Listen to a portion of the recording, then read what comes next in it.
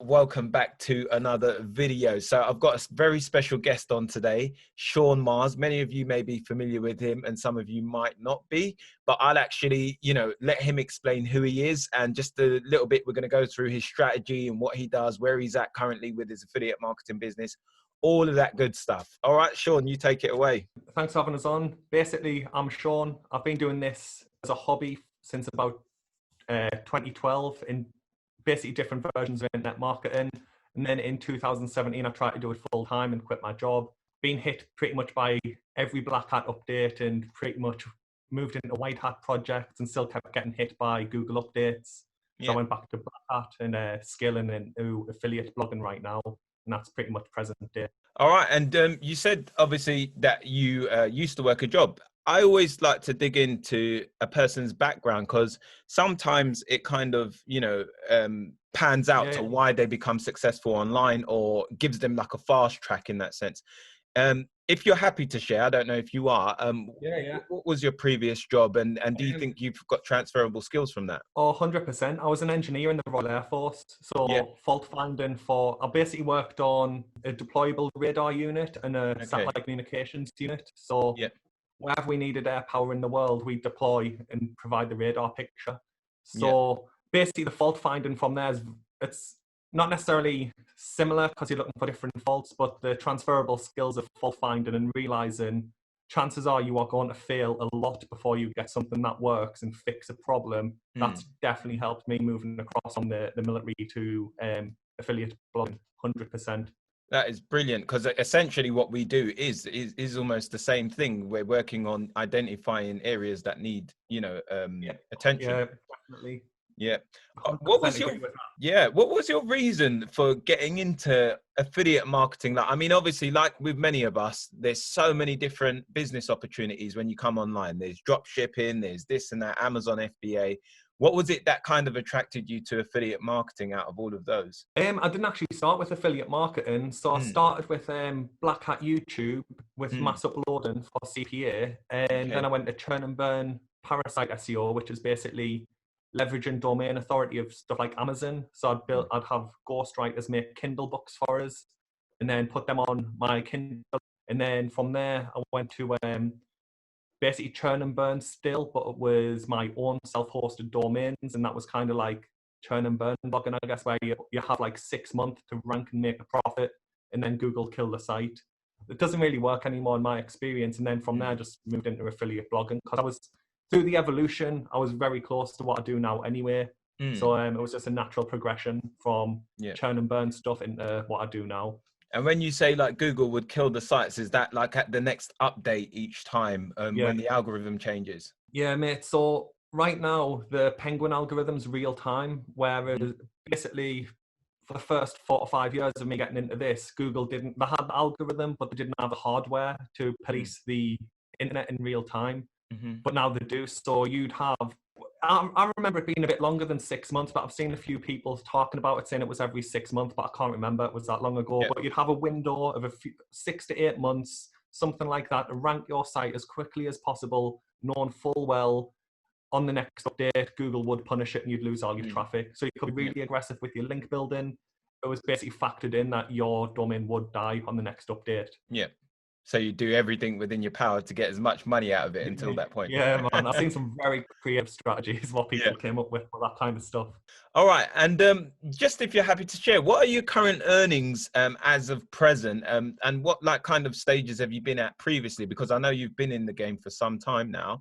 And what kind of traffic you pulling into your sites, and how many sites do you really have as well? There was a few questions there, so if I forget one, bring us back to it. That's all right. With the churn and burn stuff, because you'd have peaks and troughs because of the cycle of the updates, I only ever got about $3,000 monthly. With the recent stuff, with my current affiliate blog network, I've been at just over $3,000 for a while, but I'm on track. Well, I was on track for $7,000 this month, but I am tapering off a little bit, so it looks like I'll get over $6,000 this month. Site-wise, I have 5 main sites. One of them is literally less than a month old. It's my current main project.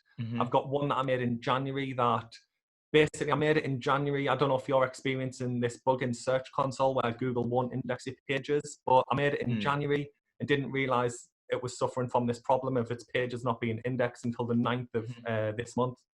So that's like, what, 5 months or something like that? Yeah. So that's not getting any traffic, but it's picking up very quickly now. I've fixed that bug.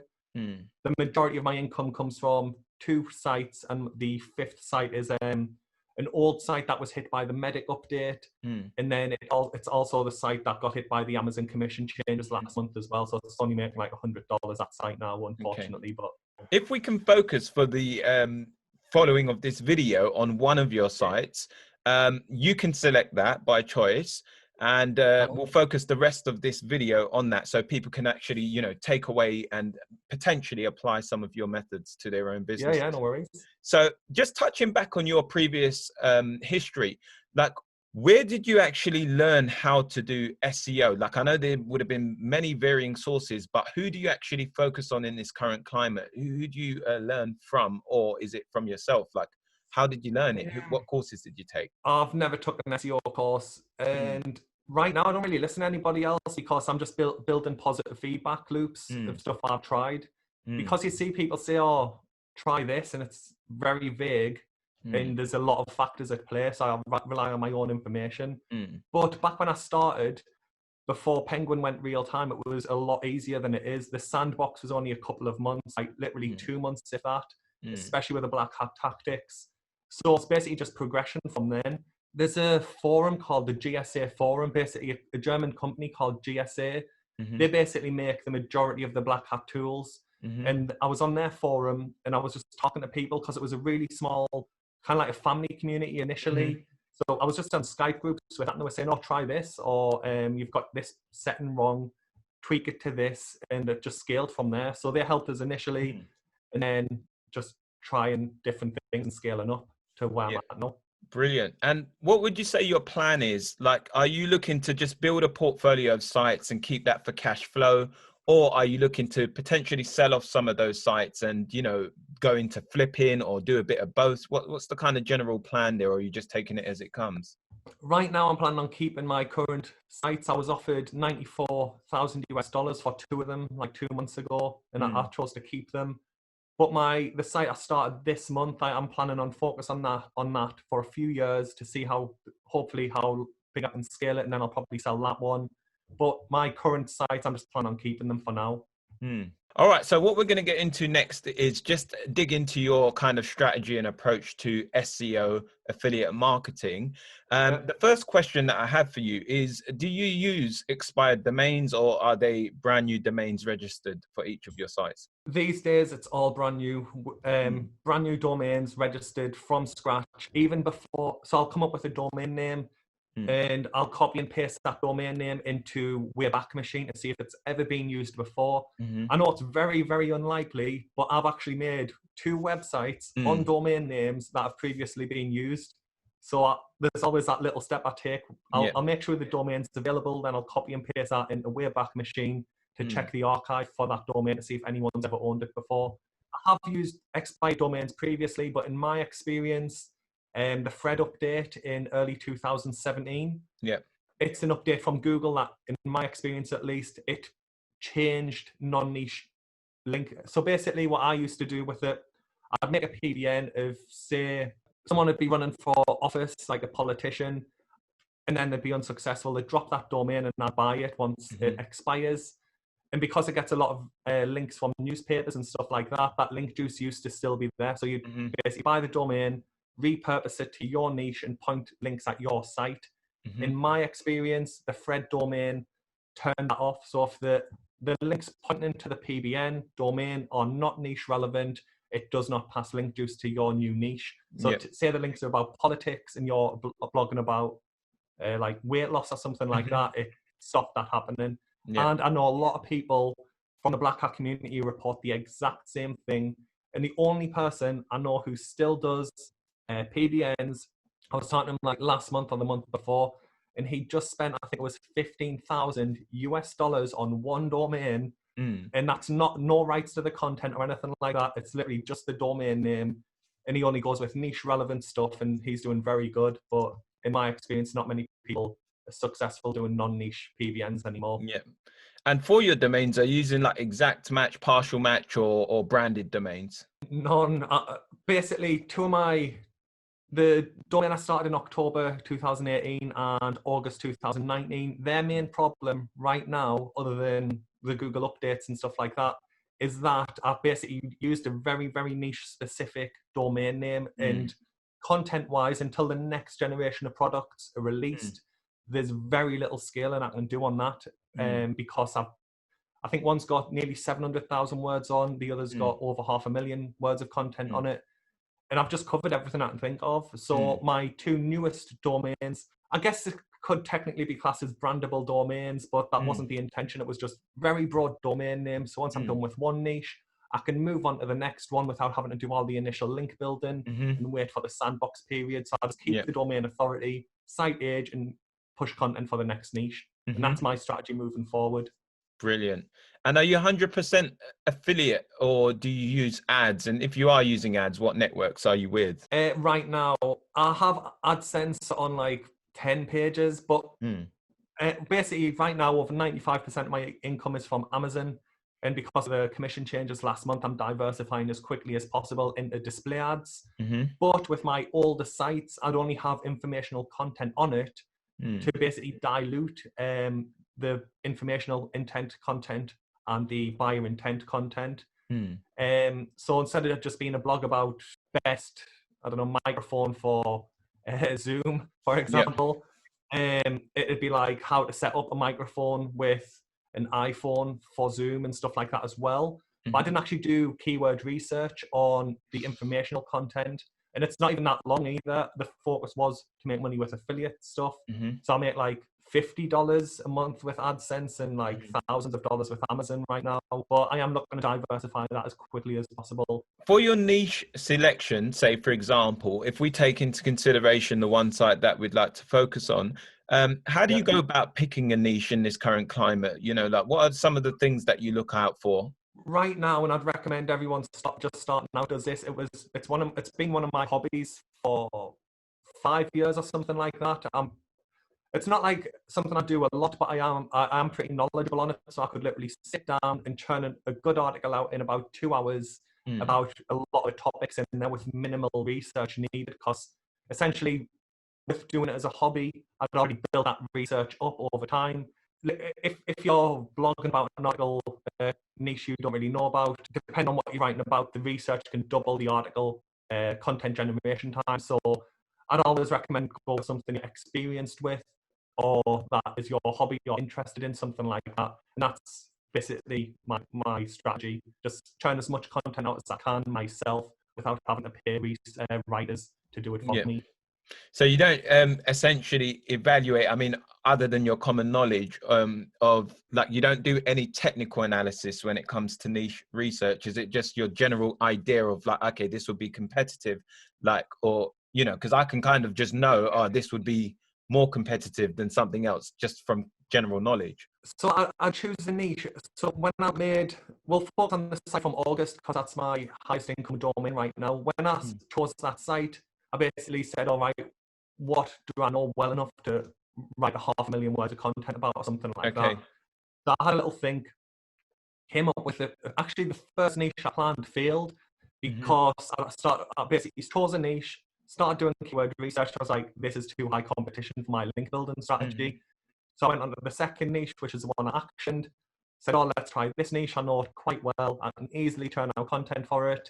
Sat down doing keyword research, and then there was a lot of potential in that niche, so I went with it. And that's basically. And are you like 100% out of your affiliate marketing Amazon, or are you using ClickBank or any other third-party networks? Currently, it's all Amazon. Wait, actually, no, it's not. It's Amazon, and some pages have eBay on as well, but eBay does so badly. And I mean, like, I can't remember off the top of my head because it's like the 27th, $1,000 from Amazon and like $5 from eBay. But to clarify, the vast majority of the pages have Amazon links on. I did do some tests, whereas now very few of them have eBay links on. But a few months ago, I did some tests, basically saying click here for Amazon, click here for eBay, and no one was clicking through to eBay. In my opinion, it's cost of prime and how easy it is to basically press the button and it's bought. And on eBay, I don't know about other countries, but in the UK, I was thinking, is this a broken version of the product? Right, I do anyway. I don't know about other people. Yeah. So I basically stripped eBay links off the vast majority. Okay, brilliant. And for picking your products, do you have like a certain price range you go for? I know some people go for over $100. Some focused on high traffic kind of keywords that are monetized with low price point products, which usually performs pretty well on Amazon sites. So what's your general preference on that? I do both actually, just out of chance with the niche for that domain. The entry level product is $400 anyway, and the intermediates, depending on the brand, it could be $600, $800, and the professionals is usually over $1,000. So I do stuff based around them. But like you said, if I see a low competition keyword where the product price is only like $40 or something like that, but search volume is higher, I'll still put content out for that, purely because even though the target keyword, the target product item is low price point, you get a commission on everything the person buys on Amazon, so kind of offset it that way. So yeah, I do both. What we were going to go into next was your keyword research strategy, but you actually just mentioned that there's someone who's already published some content that's very similar to that. So if you'd like to share that person, if anyone would like to check that out. Yeah, basically he's started his channel. He's called Chris. I'll give Leon a link. Recommend, especially if you're not link building, like doing off-page SEO. And he basically does videos where he'll take a niche. Like for example, one of his videos he chooses the glove niche, and then he does keyword research with his method, so you can follow one along. So right now, I think that's probably one of the best things to go by. It's very similar to what I do. Brilliant. And what I wanted to also identify is what kind of like content mix do you focus on? And this might not be the right word, but the balance or ratio of commercial content to informational content. Like, what would you say? Do you focus like 80% buyer intent with best buys and reviews and 20% info? So it's more review site focused, or are you like a 50-50 mix? Where do you go like with that? I don't actually track it exactly, and it's definitely not 50-50. It'd probably be something like 80% affiliate on the highest income domain I have, and 20% informational. But I've got a domain I'm testing where it's just buyer intent keywords, and I'm starting a new one where it's currently just informational because I want money off display ads. Okay. I think that's kind of overrated, to be honest. A lot of people put they worry too much about their ratio, and it's more the keywords. If you target a domain, in my opinion anyway, that is focused on low competition buyer intent keywords, I think you'll still be able to rank and get traffic, and Google won't care, especially if they're underserved keywords, and Google doesn't really have other content to serve for that search query anyway. Yeah. And on your highest income site, how many articles do you currently have published on it? So I think you said it was around 700,000 words or 500,000. I'm not sure. Yeah, I don't actually know off the top of my head. I haven't looked into that domain since January. Or an average word count then. Average word count. Again, it's so WP word count, the plugin. It says it's 2,300 words, but it's the actual money site content is higher than that. I'd say it's around 3,000 words. Yeah. And on the plugin, it brings it down because of the informational content, which is like 500 words. That was never meant to rank anyway. Yeah, I'd say. Sorry to cut you there, because it's a bit laggy. That's why. Yeah, there's delay. What I was gonna say. So, guys, if you want to figure out how many pages he has, go and do 700,000 divided by 3,000 odd, and you work out the pages. All right. It's a few hundred. Definitely a few hundred. Yeah. So, are you writing the content yourself, or are you hiring writers at the moment? Right now, I'm looking to outsource as much as possible, but for that domain, I literally just sat down and churned the content out. I was really motivated as well because in September 2019, Google pushed an update out similar to the one they did at the start of this month. And my main project then got hit by it. So I was like, right, I've got to get this new one off the deck. So I sat down, I think I turned out nearly 2,000 words of content in 5-6 weeks, I think it was. And that's why that particular domain's grown so quickly, because it had nearly 500,000 words of content within like the first 2 months on it. Okay. Now I am looking at outsource, but it's a nightmare. I know that firsthand, definitely. And what were some of the problems that you actually have with the writers in regards to the quality of content that's produced? Oh mate, this is a Where do you video in start? itself. So I'll go over the three platforms I'm using because it's slightly different issues with. Well, actually, one of them so far has been perfect, but I've only just started using them. Yeah. So with Upwork, which used to be from like 2015 to 2017, was my main where I got the majority of my content. And back then, it was a lot better than it is now. So there was kind of like an unwritten rule where if you were a reputable client, 5-star feedback, so they can go for higher price point gigs. If they do cheaper content for you and you leave them 5-star reviews, would you be up for that? So I got a ton of content that was extremely cheap and very high quality from the Upwork platform. For some reason, though, I can't remember when it was, Upwork decided to stop freelancers signing up for, I think it was like 6 months or something, so that stopped working. And because that wasn't working, the client side of it went elsewhere, so there wasn't any money going in. And it's changed so much right now. Yeah. It takes so much effort to find a good writer, and then they'll ghost on you, or they'll just say, "I'm not writing with you anymore." And it's like, I just don't like the platform.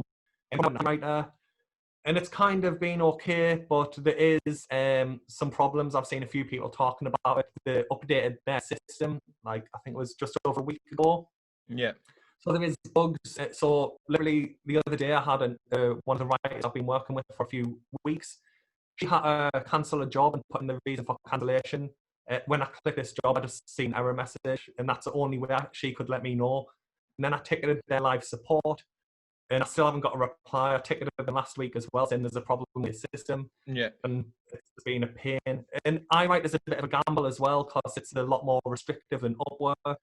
So right now, and just full disclosure, I put 4 articles in with buy-sell text. I've only got 2 of them back, and it is more expensive, but the 2 I've back have been very good, and it's a managed service as well. So the girl who owns the service is called Natasha Nixon, and I worked with her in like 2014 from a forum thread. She was the highest rated writer on Fiverr at the time. So her business was literally just a Fiverr gig, and you'd order the content. Yeah. So basically, she was just doing it herself as one person, so it was hard to scale with her, and that's why I went to Upwork. But one of my friends, when I was saying, "Mate, where do you get your content?" And he said, "Oh, Natasha's got an agency now." So she's at the top.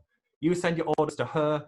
She sets it out to her writing team, and she manages everything. So, like with all the dramas I've been having and the amount of time I've had to spend chasing freelance writers up, I'm happy to pay the extra 30% or whatever it is just for her to say, "Give me the keywords or the Surfer SEO template or whatever you want, and I'll get my guys to do it, and then it'll be on deadline, and you'll just get your content." And so far, it's been very good, and I'm planning to go that direction from next month. Brilliant. And just touching on that, you just mentioned Surfer SEO. So you are using that for your on-page SEO and optimizing your content for that. Yeah, I'm only using the content editor or whatever it's called. I'm not using the order. But if you are brand new, I think you can use like SEO Hero, which is kind of a free version. It'll do the scraping side of it. Yeah. And then you build your own template.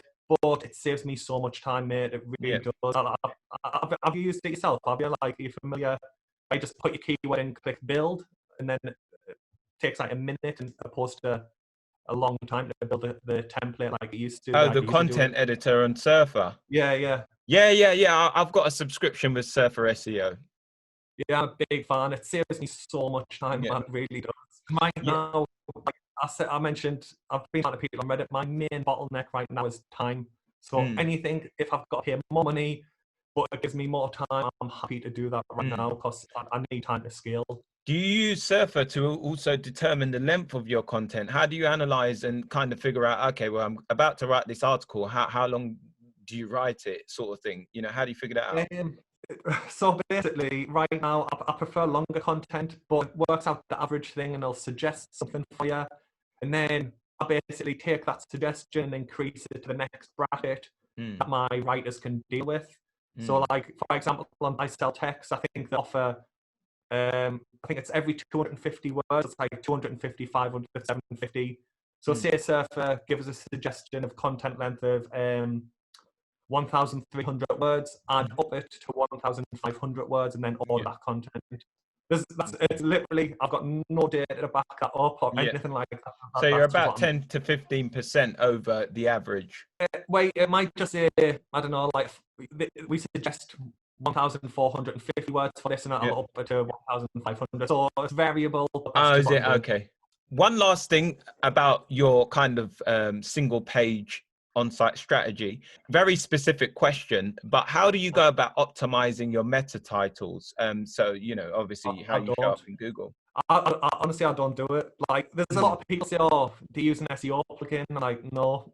In my mm, niches, at least, they're not used. You can go Google what the competition are doing, and no one's doing it. They're not using custom headers or anything like that. mm, I honestly thought, actually, I was talking to someone on Reddit like last week. I didn't mm, think people were still doing that because in my niches, mm, it's not a done thing. People are just mm, not bothering with it. And mm. I know it's like it's been around for a long time, but I just don't know if it's like, image alt texts. That was a big thing a few years ago. Mhm. Now no one really talks about. Oh, That's right. Yeah. in my niches, at least, no one using that, and neither of them are. Yeah. So you don't really optimize for click-through rate on that either. No. Wait, Okay. it's like, so I don't know if it's just me, but when was the last time you actually read the meta text on a Google search? I read the title Mm, and click, or I go to the next one and click. If mm, that doesn't do it, I'll click go to the next mm. one. I don't read that myself. I don't have time, mate. I I've been hear you. sleeping like 6 hours and working the rest of the day right now. I think even people that do focus on it, it's such a minimal thing. It's Yeah, it's really going through and trying to find a needle in a haystack, So mate, 100% agree with you you on can focus on that. the main things, and you'll Yeah, get a yeah, lot yeah. further. It's like I was talking to one of my friends who's just started blogging, and he wasted days on his logo, and it's like, mate, focus on your Yeah, content. so silly. Yeah, There's more important things in your logo than yeah. that content. A lot of But people, what I find is that people take like the outside kind of world, like when they see like Dragon's Den or something, it's all about the yeah, yeah, brand and all yeah, of this kind of thing. And really, you just need to focus on the key things that are going to really put this to the test and see if it works. You can yeah, do the logo and all of that, and you're wasting time, So by the time you could have been 10 steps ahead and actually got some data from that to see whether mate, it's a good yeah, kind of avenue to go down or not. Which is yeah, yeah, essentially, I'd say like 80% is going and doing good keyword research, good content, and good links, So yeah. That's it. That is the short version of my strategy, mate. I don't waste yeah, time on. I have a logo, but I buy it off Fiverr. Again, I yeah, don't have time to sit in Canva and make it look Gucci, so I just buy one off yeah, a guy on Fiverr. The theme I use, it's not customized. It's just the default Astra, the free version of Astra as mm, well. Because people say you've got to be using the premium theme. It's like, mate, I'm not. mm, None of mm, my sites use a paid theme. It's the mm, free version of Astra, and it's very basic what I do because I just install a basically off-the-shelf solution for the majority of my tasks. That's it. As long as it's fast loading, you've got no problems at all. Exactly. Astra's lightning fast, mate. It's the fastest theme I've ever used, and it's free as well. Like, I don't know if you know Newspaper, it's one of the most popular paid themes, and it looks really good, but it is so slow. I was Mm, actually shocked when I moved from Newspaper to Astra because I've used Newspaper for years, yeah, and I installed the free version of Astra. I was like, my God, this is lightning fast. yeah. And I know Newspaper have like started optimizing for speed now, but I'm not going back. I'm just sticking Mm. with Astra from now on. Brilliant. That's a good one for anyone watching. So Astra, which I believe was voted one of the best overall themes last year as well, Yeah, is it's won a lot of awards. yeah, brilliant theme. I've actually not used it myself, but I've actually tested it and seen it before. Yeah, yeah, it's So good. just just to get into your backlink strategy and see what that looks like. Are you a supporter? Do you still use or do you use Web 2.0's guest posts, infographic campaigns, natural? Are you just kind of Yeah. getting inbound links? How do you go about, do you link build? Um, so, like, coming from the Black Hat side of things, historically, I still stick to that. I've never once used infographic link building. I don't Mm, understand it. And, mm, like, people from, like, the Black Hat community, it's like, what the hell are these people talking about? So I've never mm, tried that. I don't mm, believe in natural link building. Wait, I guess technically it can work, but it's going to mm. be a long period of time when Yeah. you can throw money at it. I'm using guest posts and niche edits to pass the majority of the link juice to Mm, my internal page that I actually want to rank on Google. I'm using manual forum posts. So basically mm, outsource a guy to go post on niche relevant forums and mm, link to my domains. That was initially intended just to dilute the anchor text ratio. So say from the guest posts, just to stick with a microphone example from earlier. Say I'm writing about the best microphone. The guest posts and niche edits will be linking with an anchor text saying something like best microphone. In the forum post will be click here or read this article, just to dilute it a bit. With the domain I did in August last year, the test pages, I put a lot of them on, started ranking very well. So that's part of my core strategy now.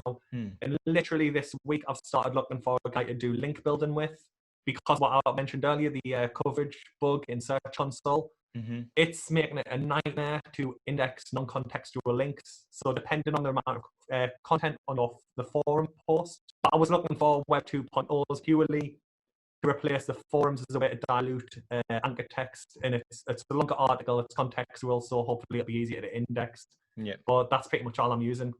Brilliant. Backlink-wise. And just to clarify for anyone watching, if you are new, contextual links are just links within the actual content, because a lot of people might not know what that is. Also, just to clarify for people, what are niche edits? Because I obviously know that link insertions, but they're on an existing piece of content. Yeah, so basically a guest post is a brand new article on a domain, and its advantage is it's a brand new page, so it looks more natural to Google, but it's a fresh page, so it'll take time to age in. A niche edit or a link insertion, people call them both, is an existing page on Google. So it's already aged in, it's got page authority, and then the webmaster will edit their page to link to you. The disadvantage of that one is that it's a lot easier for Google to say, oh, they just randomly added a link in this page. But with the service I'm using, the new niche ed service, they actually add content to the page. So it looks like, oh, it's just an update to the article, try and mask it and protect you from that.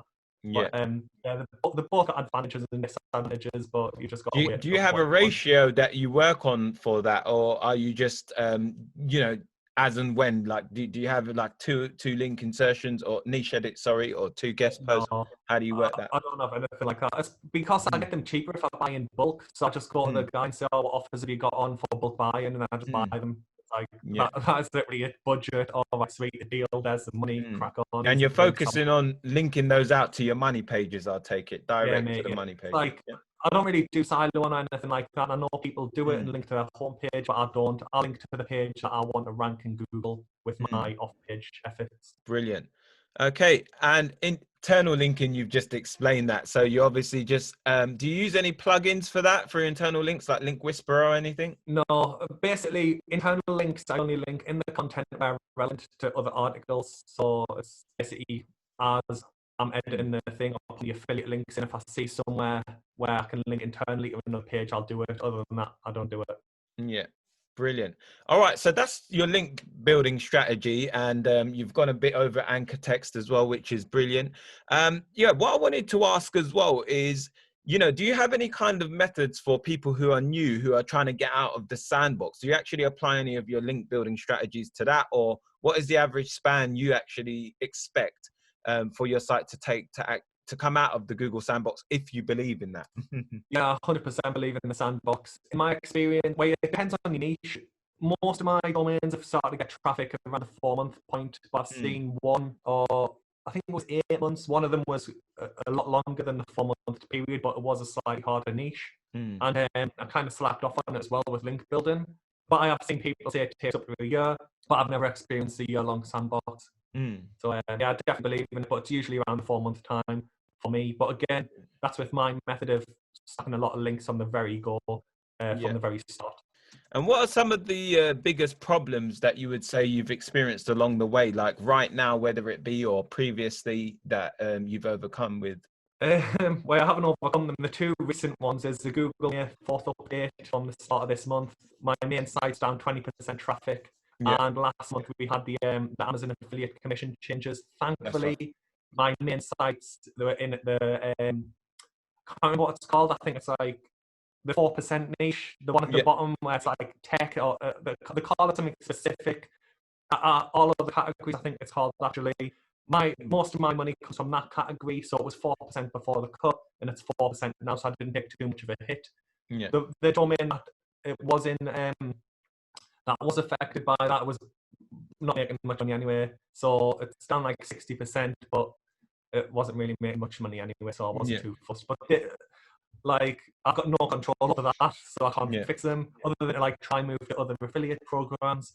But I don't know if you're on Reddit. There's a lot of people on Reddit who left Amazon to go to other affiliate programs and already coming back. And I mean, I've lost count now, especially the last 2 weeks, where they're saying they'll make more money using Amazon links with the Amazon affiliate program because of the high conversion rate, Yeah. even though it's a low commission because the other people are coming back to Amazon already. And it's been, what, like 6 They have weeks since they changed? unmatchable conversions.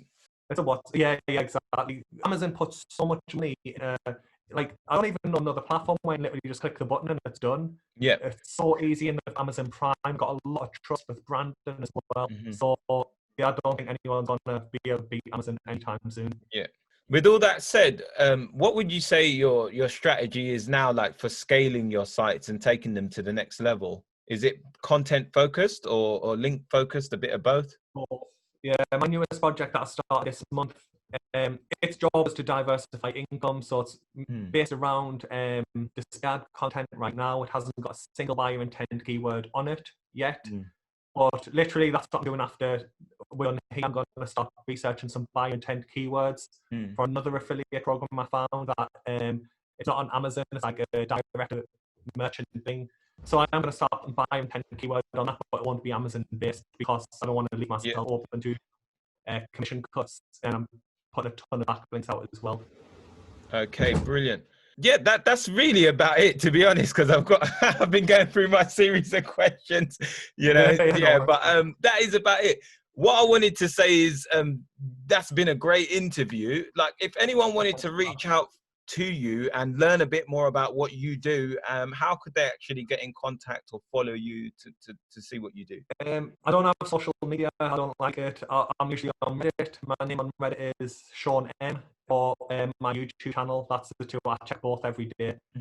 But I don't have like Twitter. I do, but it's like if it's in that, it's automated. Like I don't actually check it. So I logged in to reload a new header because I rebranded my channel and I had I don't know what to call, like inboxes on there. And it's like, oh, check this.